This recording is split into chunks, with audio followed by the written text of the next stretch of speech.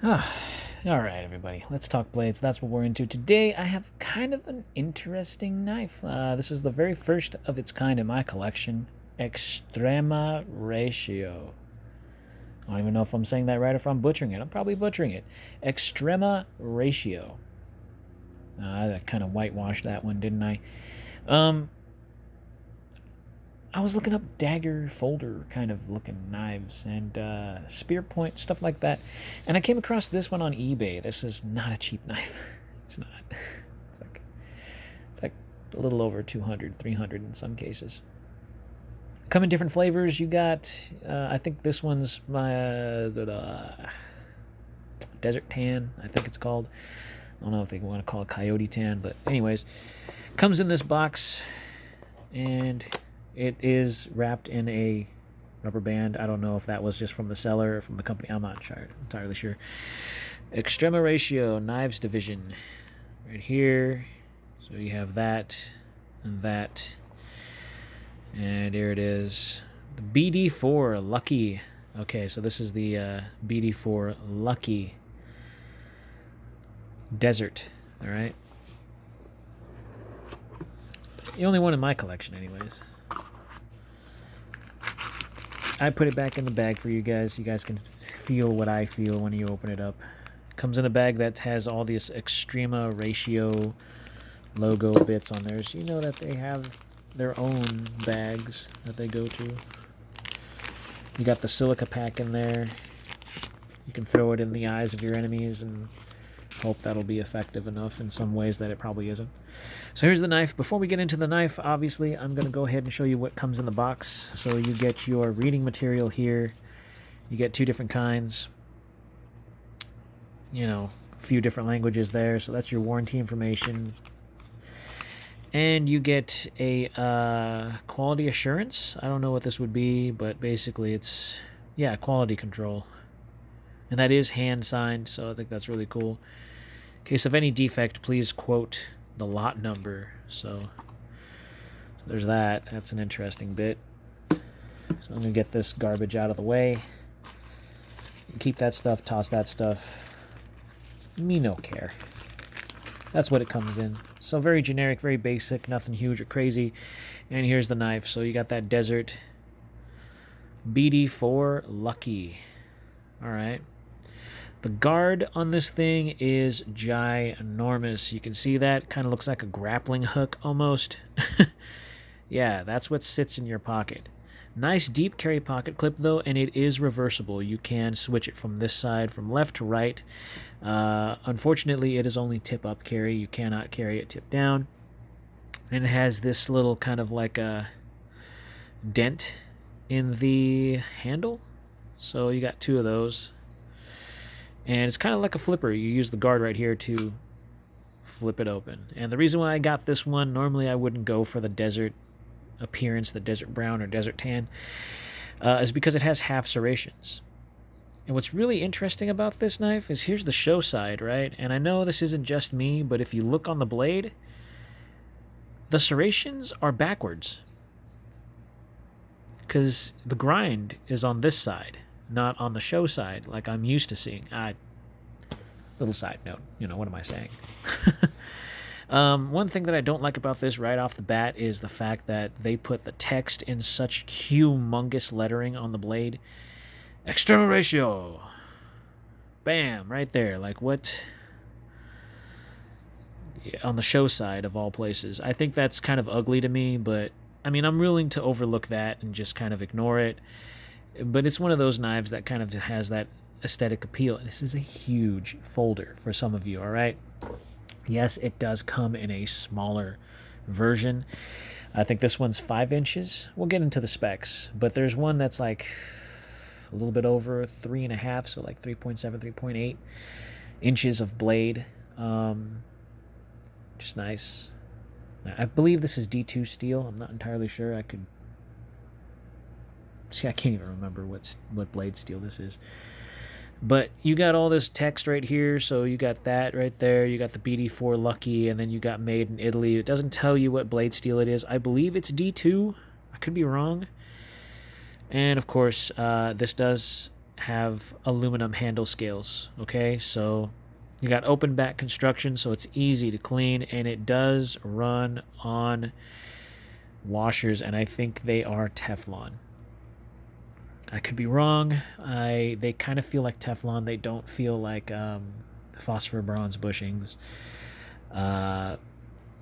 But this being what it is, it's really nice. It's really appealing looking, at least, to the eye anyways. This thing does kind of have some grip in the form of these indentations that are on the handle.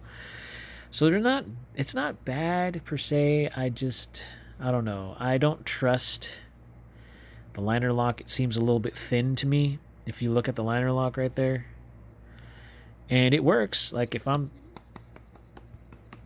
tapping on the back spine with just minimal tapping, and the lock isn't failing. So I've seen videos where a guy just he drops it and the lock failed almost instantly. And you just saw me tap this pretty hard, and the lock isn't failing. I haven't felt any wiggle or any type of weird clicking noise. It's pretty sturdy, at least on my model anyways. So that's a good thing. It is a bit gritty. I've noticed when I've taken it out and I've flipped it open, it is a tad bit on the rough side when you go to open it up. But that's not necessarily bad. You can clean that out pretty easily. I really like the idea behind it, and I'm going to tell you guys some of the problems I ran into while carrying this knife. I carried it for a day, and I can tell you I did not love it. I did not love it for two reasons. One, this thing was pretty huge, but I'm used to carrying decently sized knives anyway, so it didn't really matter. Secondly, as I was carrying it, it was a little awkward because those horns, the guards right here, being in my pocket, I had my keys in my pocket, and it hooked onto my key ring and pulled my keys out. So I had my knife and my keys just in that little hook as I pulled it out of my pocket. You can wave this open. I will tell you right now, but this knife, because of the guards being so aggressive, you have to have this in a dedicated pocket for itself. If you don't want to risk pulling anything out of your pocket, whether it's your wallet or your cell phone or your frickin' keys, this thing is going to rub across and on anything else you have in your pocket alongside it. So just keep that in mind because of how aggressive the guard is. Is that a bad thing? I think that is a frown, in my opinion. I could have expected the guard to be just... If they cut it down at least halfway, I probably would have been okay with that. But the fact that they're so huge, like what other than snagging it on my pocket to deploy it as a wave feature, I don't see any other thing. I mean, yeah, and of course it's good for a guard being a guard, so that way you don't, slip up forward. So I guess, okay, there's two good reasons why this is there. But at the same time, with it being what it is, it's kind of ugly to me. It just in this, it kind of looked like Batman's, grappling hook. Just, it's weird. Just okay, yay. I don't know. It just looks kind of ugly to me. But I can get around it. It has its purpose. It has its functions. You can use this side as a flipper. You can use this side as a pocket catch wave deployment feature. You can use this guard as its intentional use to being a guard. That's fantastic. But big downside is anything else in that pocket is going to have... You're going to have a chance for it to snag on the other opposite guard and pulling it out of your pocket like I did with my keys. And in one case, I almost pulled out my wallet. I felt it slide up with the knife, but it fell back, I guess, because it just kind of lost its... It just kind of fell sideways on one of the sides, and then I felt the knife come out. Which, in a stressful situation, if you're trying to protect yourself, you don't want that happening, because you could lose something important to you that's in your pocket. So my best suggestion, if you're going to use this for self-defense, carry this in a dedicated pocket where you can wave it out without the possibility of snagging anything else out of your pocket along with it, because that is kind of like a normal hook right there that you can just take anything else out with it. So just, kind of keep that in mind. Now, I'm going to get into the specs, obviously, but I'm going to give you my my particular flavor of this knife. I didn't know why the hell they only put 3 screws on one side when there's 4 holes. That's actually, there's a reason for that. Because when you switch it to the other side, it's going to have the same but opposite. And yeah, you're going to not want to screw that in because there's one screw that's holding the entire knife together from the bottom down here. So that kind of makes sense why they did that. But at first when I saw that, I was like, is it missing a screw? Am I buying a knife that's missing a screw, really? But no, there's a purpose for that. So when you see that, when you flip it around, you'll understand that this has to be a 3-screw positioned clip. It works though. It's nice and sturdy, and it is very deep carry. If you can see that, that means it's right. There's nothing of this knife sticking up at all out of your pocket. You might feel a little bit of this sticking up in weird places through your pocket, maybe, but other than that, this thing sits as deep as it goes in the pocket, so that's fantastic. I could have gone with black, but I was just tired of black all the time, so I kind of had to pick the one that was available with the half serrations and the tan. So I'm okay with that. I'm okay with that. Show side, big, humongous lettering. The opposite end, all this small lettering, but so much text. I don't know. That seems a little bit topsy-turvy to me. But it's not bad. It's not bad. It's just, it's a little bit strange to me. It's different. I can tell you that's different about this knife. If I could, I think the only other thing I'd have to say is I probably would switch the Teflon, if it is Teflon, washers out for phosphor bronze washers, just for a little bit of a smoother action. Of course, you can always back out of the pivot if you want this to be just a little bit smoother, but it does feel slightly gritty at times opening this knife. I'm going to get into the specs of it so you guys can kind of understand what you're getting yourself into if you do decide to get this knife. This is kind of a beastie. Yep, so from the handle to the blade, the tip of the blade, you're looking at close to 5 inches, with an overall 11 inches exactly from handle to tip. So this is a pretty hefty knife with an overall, let me just get there we go, in depth kind of. So a little over 6 inches, probably 6 1/8 inches of handle. So just keep that in mind, carrying this humongous beast inside of your pocket. Just be aware, if you want something that's intimidating, this is plenty intimidating. But under stress, I don't know if this is something that I would want, because I use my pockets for everything that I carry. So if I have to reposition something in my pocket to have one dedicated pocket for this particular item, this is probably going to be something I'm not going to carry a lot. So I utilize my space, damn it. So do you, I'm sure. So here we go. We're going to go ahead and get into the weight of it before I get into the width. Okay, so you're looking at 4.83 ounces. So this is good. This is under 5 ounces. So this is, for its size and the thinness of it, I'm pretty impressed. It's really nice. Let me get my calipers. There we go. I always have trouble getting the calipers. Have you guys noticed that? I do apologize. I'm going to try and change that. So here we go. It's coming in at a very thin 10.8 on the handle. For its size, that's pretty decent. And a 2.3 at the blade. So you're looking at something that's relatively thin for its tacticalness of it being this extreme ratio. Extrema ratio. The only thing that I think that this dimple is good for is for switching grips. So when you switch grips, you want something that you can maneuver pretty easily on a neutral handle. And I think that's what those little indentations are for. But it also aids with this one as well, so that way you have some sort of grip when you're holding this knife.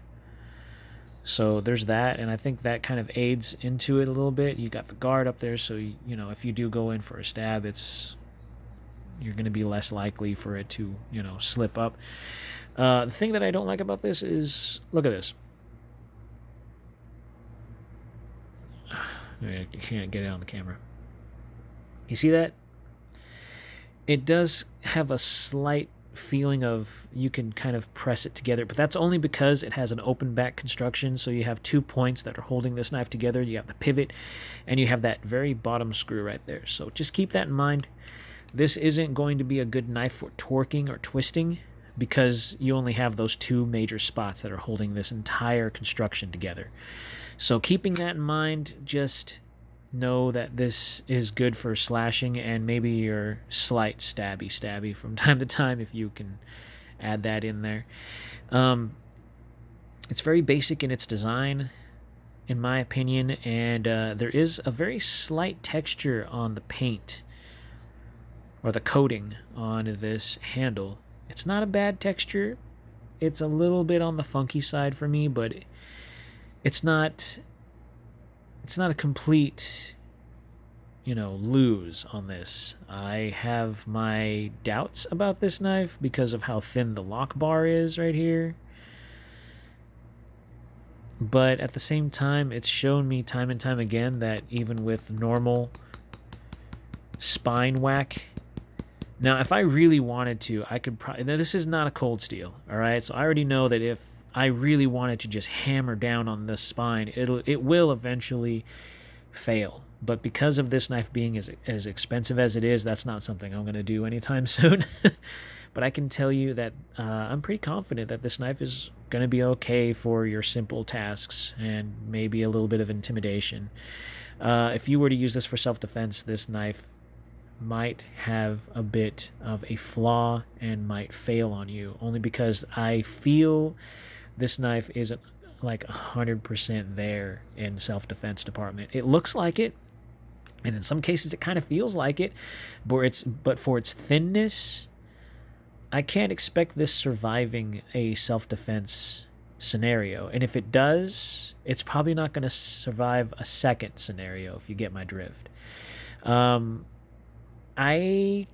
That's just my own personal opinion, just from holding this. I'm sorry I had to do that. Just the way that I did that, it just kind of reminded me. It's fucking retarded. Anyways, this is... Oh, God, that was just terrible. That was a little mind fart right there.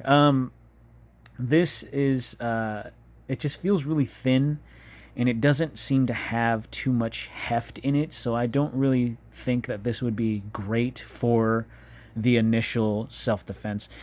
I mean, you could, but I don't expect it to last, I think is what I'm trying to say. There are better knives out there that can and feel more confident than this one does. So if you're looking for this in the kind of self-defense department, I probably would choose something else, only because the price tag on this thing is ridiculous. This thing is like it's $200 to $300 depending on which model you want, and I don't know, man. I don't know. That's just